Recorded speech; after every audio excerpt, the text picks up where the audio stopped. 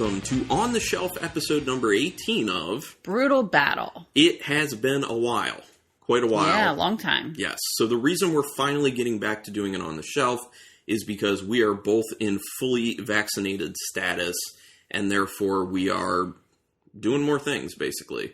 And hopefully a lot of other people are able to do that. So we're just the type of people who go by CDC guidelines. So now that things are way more relaxed and there's a lot more information out there and we're fully vaccinated, it's time to consume more beers. Because mainly we've just been doing the stuff that we kind of already have in the cellar or stuff that we get when we go to like local breweries and sit outside, stuff like that. So it's time to get back to some stuff that we aren't going to get typically with the On the Shelf. Cat's on the move. And she's gone. Okay. So, we try to keep it a situation where we have, like half kind of larger distribution beers and half more local when we do these on the shelves. And I think we did that for this one. And then we did that for the next one. We got enough beers when we went to the store to do 2 of these on the shelf episodes. So I don't know if we're going to put them out back to back or not, but 2 of the breweries end up repeating. So, sorry about that if that bothers people. They just were too good to pass up. Right, exactly. And they're good breweries, too. So, we saw multiple beers from those breweries that we're like, we really want to try these, so we're going to do that. So, anyway, let's get right into it. Our first beer is by a brewery that I've been very interested to check out. We've had nothing from them, and they're local-ish, as in they're in Baltimore, I believe, technically. Yes. Yeah, they're in Baltimore. And they're called Ministry of Brewing. Now, this, I didn't know they were canning. But Rebecca spotted it, and she was like, oh my gosh, look, Ministry of Brewing is canning. That's awesome. And I have to give them a big shout out and point this out. They're already date coding. They're a pretty new brewery. I think they're maybe 2 years old at this point. I don't know. Somewhere in there, maybe 2, maybe 3. I don't know. They're relatively early. And they're date coding. Great. That's awesome, especially for hoppy beers. And this proves right here, if you are an operating brewery, you can date code. Do like Ministry of Brewing, date code. It's important. I also think it's funny that they put on the bottom of the can, did you just look at my bottom? With a question mark. So that's cool. So this one, when we're having it, is within a month of being canned. And this is their 7:54, as in time, as in 7 o'clock and 54 minutes, West Coast IPA. So who saw this and was happy? Yeah, you did. Me. So that's another thing. Good on you, Ministry of Brewing, for putting out a West Coast IPA. Because as you know, it's mainly about hazies these days. Hazies. And I'm not a big fan. For days. Oops. I poured me first. I just grabbed a glass. So, okay. Let's take a look here. So, the 754. Orange is yellow. Yeah. Oh, it is cloudy. Yeah, I can't see through it, so it doesn't look like it's filtered, or like at least super filtered. Decent amount of head just sticking around because agitated pour. Smells good. Yeah, it smells balanced, which I like about well done West Coast style IPAs. There is a nice bitterness in there. There's a nice malt in there. What else do you get? I was going to say that. I was going to say bitterness, but I'm going to say pine. There's a little pine, but there's also, I feel like, some grapefruit. There's like some sugary mango. Yeah, I could definitely see that. Grapefruit, orange, mango, a little bit of pininess, which sometimes that comes along with the mango because of the nature of mango. But I'm excited for how, like, it smells more viscous. You know what I mean? It does. Like, it smells richer. It smells like it's got a good malty backbone to it to help with the bitterness and back that up. It smells good. Tastes like it smells, and it is a very balanced beer. Ooh. Yeah, there's a nice punch of bitterness as soon as you drink it. So this would actually be a tough beer for people who are only into hazy IPAs, because you'd be like, oh my God, it's so bitter. But, this is what IPAs used to be. Yeah. The overwhelming majority of them, at least. There is almost a little bit of a chewiness to it because it's a little thicker because of that has maltiness. Coat your mouth. Mm-hmm. Definitely. But yeah, it's got a bit of a sweetness to it. It's got that bit of like a mango to it, that orange, decent bitterness. Yeah. You get it all the way throughout, and it kind of like lingers after the fact too. Mm-hmm. It's good. That's a solid West Coast IPA. I like it. Not in a too distracting type of way, but it has a finish that's a little bit soapy, in my opinion. Yeah. It doesn't distract from the overall beer too much, but if you're focusing on what's lingering in your mouth, it's got this little bit of like a soapy aspect to it. I'm just getting the bitterness on the Still finish. pretty solid, though. Okay. Oh, I don't think I said the ABV on this. I didn't. Oh, they also have the information on it. I don't see an ABV. No, I don't see an ABV on it, oddly enough. I thought they had to have that. Oh, there it is. 6.8%. So it says the hops they used are Amarillo, Simcoe, and Citra. That makes sense for the nose and the taste. The malts are two-row Golden Promise, Vienna, Carrarid. I haven't seen that one. And flaked rye. They actually put some flaked rye in it. Interesting. That may be a little where you're getting a little of that extra kind of pininess, that like earthy pininess. And then they use California ale yeast. Cool. That's all that information. And that was a 12-ounce can. Yes, 12-ounce can. Good point. I needed to point that out. So next is a 16-ounce can. It is by Westbrook Brewing Company. 7%. It is their Pineapple Shake IPA. And Westbrook is out of Mount Pleasant, South Carolina. Is it actually brewed there? Brewed and canned. Oh, really? Okay. That's interesting because I know that they had been doing some contract brewing as well, I believe, for distribution's sake. So I assumed when we picked it up that it was probably one of the contract brewed beers. But no, it's actually from their main brewery. That's what it says. It's an IPA brewed with lactose, vanilla, and pineapple. Okay. That's cool. Did you give the percentage? 7%. Okay. I just didn't hear it. I thought maybe you did. So Westbrook, we've liked Westbrook for a while. We've known about Westbrook because we had like their Mexican cake, which is outstanding. It's been a long time though. We've had like their One Claw, a bunch of stuff. And Erica and Nathan, Rebecca's sister and brother-in-law, have been down there because that's where Nathan's parents live in South Carolina. So there had been some times where they would come back and bring Westbrook beers for us. In fact, we still have one of the Westbrook sours in the basement, which at some point we'll break that out. But so we have, basically I'm saying all to say we have very fond memories of Westbrook. We've never had a beer we didn't like from Westbrook. So they just showed up in our distribution area last year at some point in 2020. So it's just cool to go into the store and be like, oh, Westbrook stuff. Yeah. So, yeah. And this is a brewery that will repeat in the next on the shelf. So, yeah. Let's get into this one. I'm excited for this. I do like some milkshake IPAs here and there. And this just sounds very tasty. I don't think I've ever had a pineapple milkshake IPA before. Not saying that, it's super unique. I'm sure it's been done plenty before. It's just I haven't had it. Okay, it is pretty yellowish, actually. Yeah. Orangey, but a lot of yellow. Hazy. Yeah, can't see anything. Smell? Pineapple-y. Creamy pineapple? It kind of smells like, those, like the orange creamsicle ice creams? It smells like that, but pineapple instead of orange. Totally does.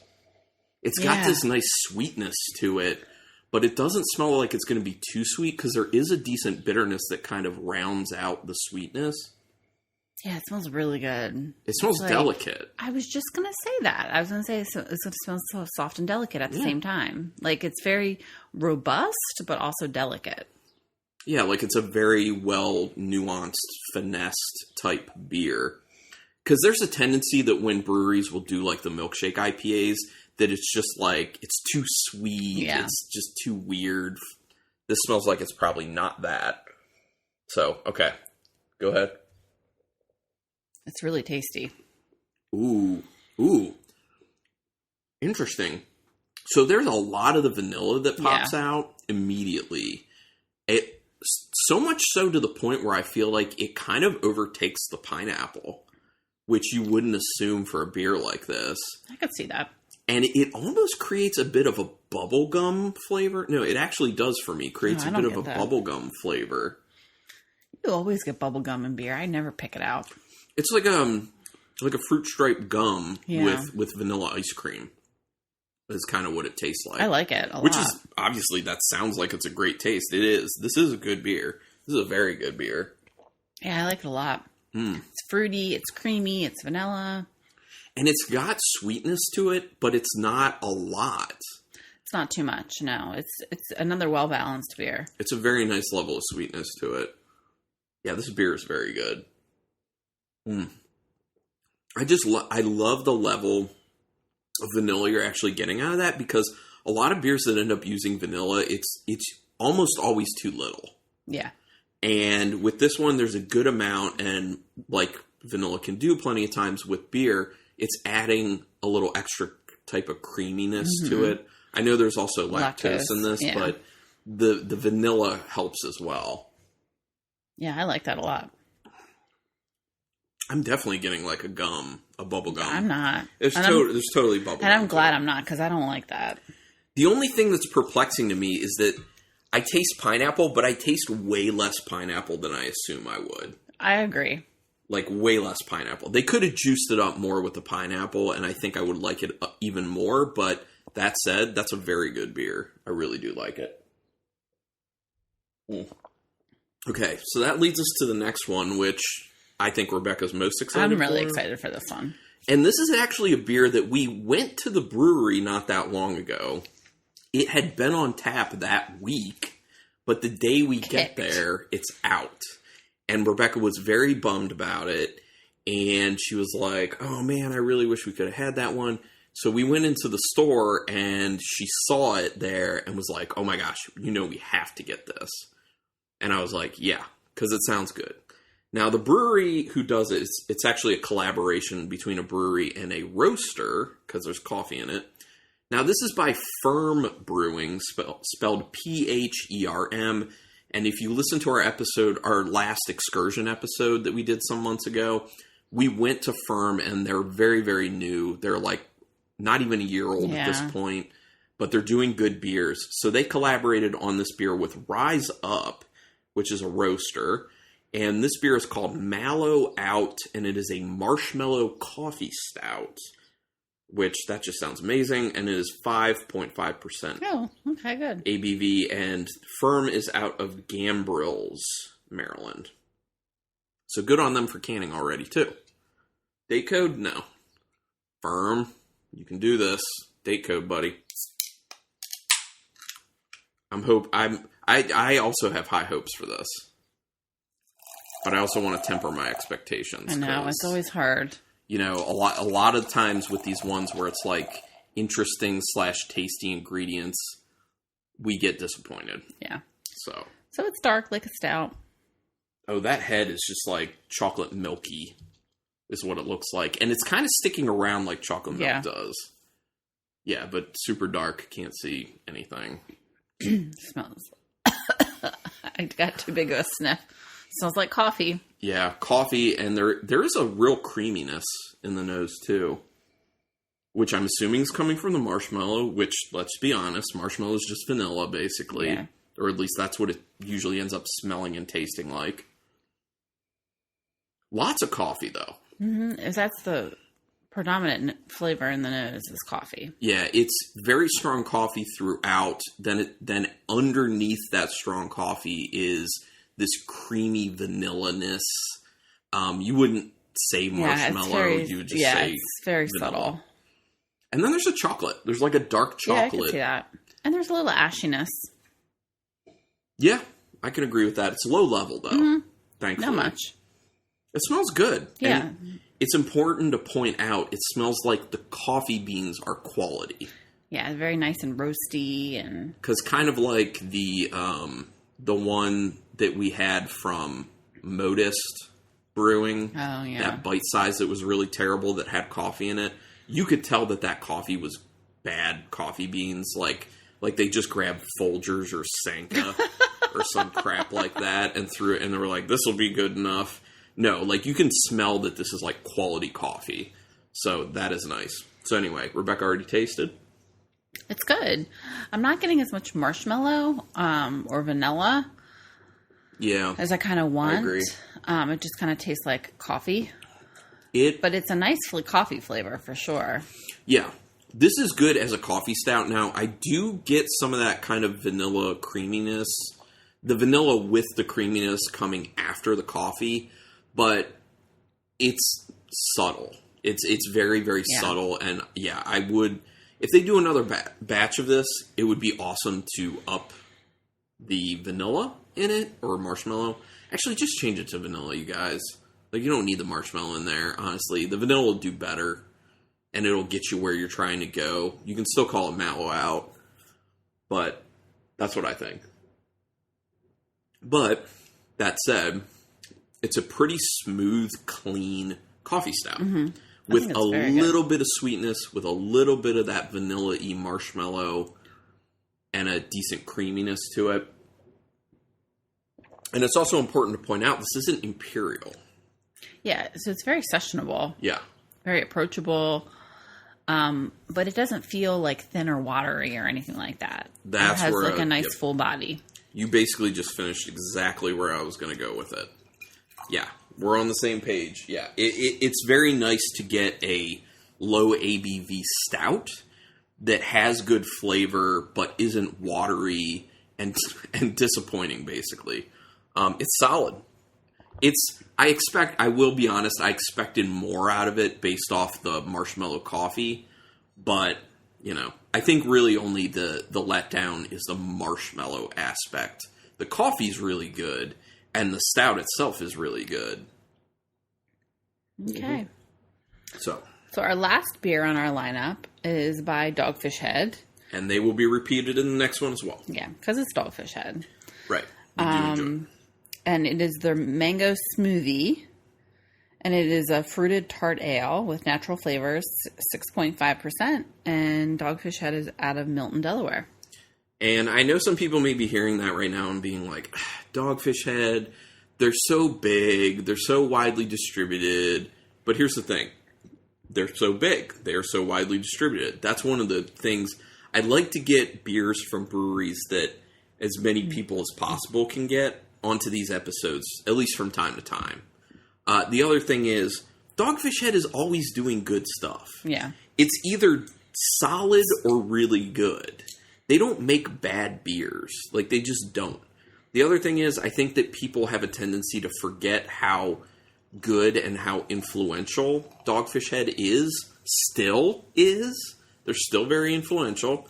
Because let's not forget, they're relevant. Yeah, I mean, not only did they, pioneer things like continuous hopping and putting a bunch of interesting adjuncts into beers. Like, they popularized that stuff. They pioneered that stuff. And then making great beers such as 120 Minute, which no one had done that. Worldwide Stout was a gigantically boozy stout that pretty much no one was doing anything like that when that came out. They did one of the first sours with Festina Pesh. Mm-hmm. Then they didn't do sours for a while other than that. And then they hit the market hard with a low-calorie, sessionable Sequench Ale, which has been phenomenal and people still love. My point getting to, they spend a lot of time on research and development to dial these things in before they put them out. I think when we had gone on a tour many years ago that they had said about Sequench Ale that beer was in research and development for like 8 or 9 years. Oh, really? Yeah, just to get it where they wanted when it was released. So just remember this stuff. Also, we picked up 2 beers from Dogfish Head, one for this episode, one for the next on the shelf, because every year we watch the Sam Calagione video that he does in the beginning of the year, usually sometimes he'll do it in December. But yeah, I think it's December. I think it's been in January before too, where he announces what the lineup of all the beers released by Dogfish Head will be in the year. And I think it's fun. I think it's a really good time to watch. This year for it cracked open an old vanilla oak worldwide stout that was like 4 years old or so, tasting great by the way, and just like sipped on it and watched Sam reveal the beers coming out. So the two beers we have, including this smoothie, are ones that he brought up, and we were like, we want to try that. And it is smoothie, not smoothie. Yes, smoothie. With a V. Yeah, it's funny. So this looks like mango juice. Yeah, it just looks like straight juice.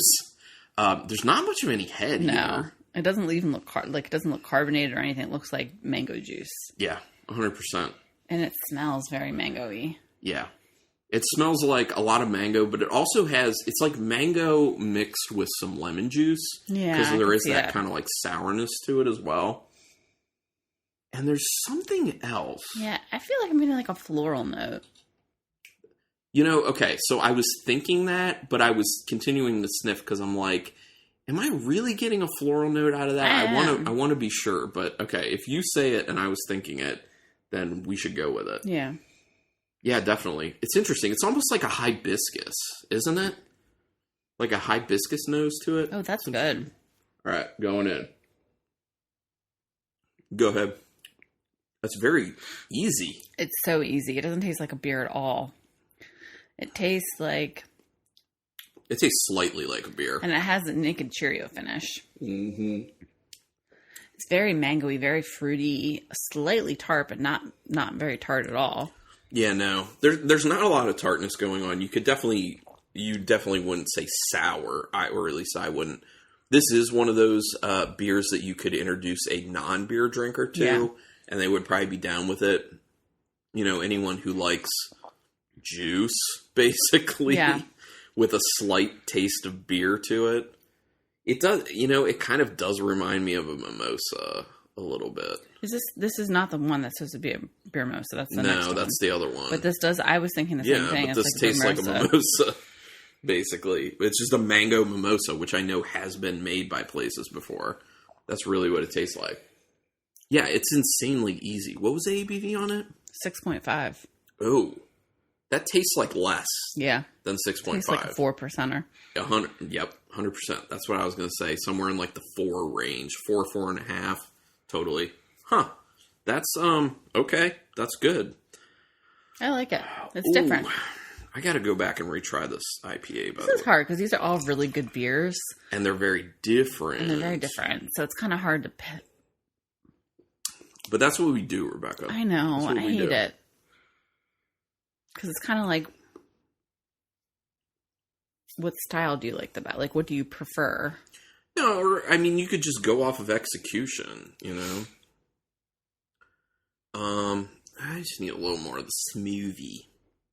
Because I don't know, I like the smoothie, but I don't know where I want to put it.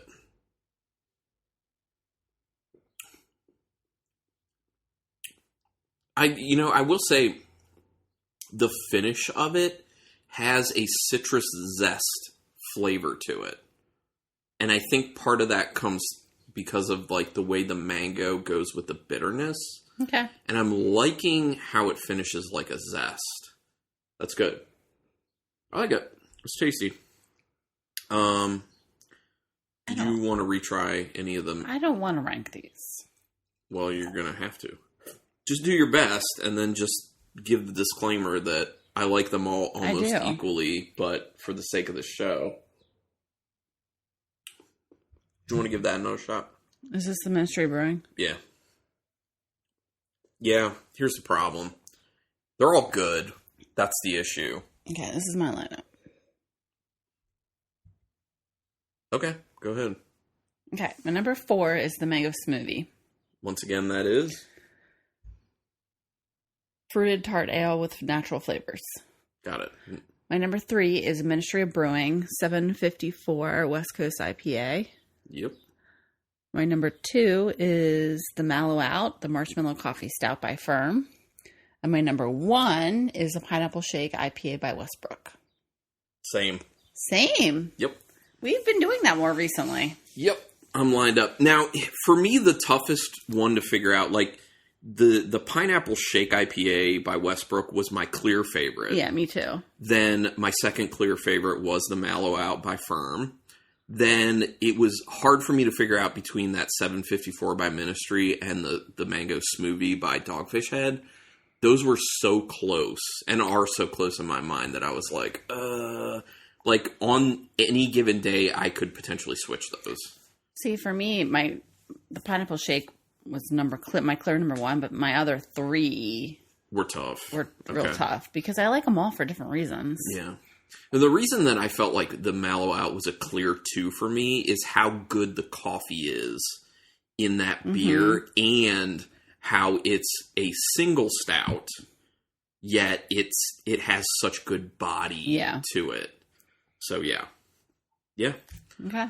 I will enjoy finishing these with you. This will be a nice, good evening tonight. And I'm excited for the next on the shelf, too, still. Because got some other good ones. Yeah, so once again, just so you guys know, there will be another Westbrook and another Dogfish Head, and then 2 locals. No, the other one's not local. It's from Maine. Oh, yeah, you're right.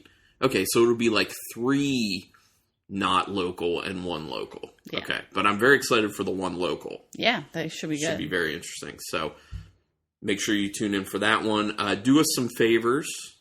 Mention our podcast to people if you like it. Get people interested.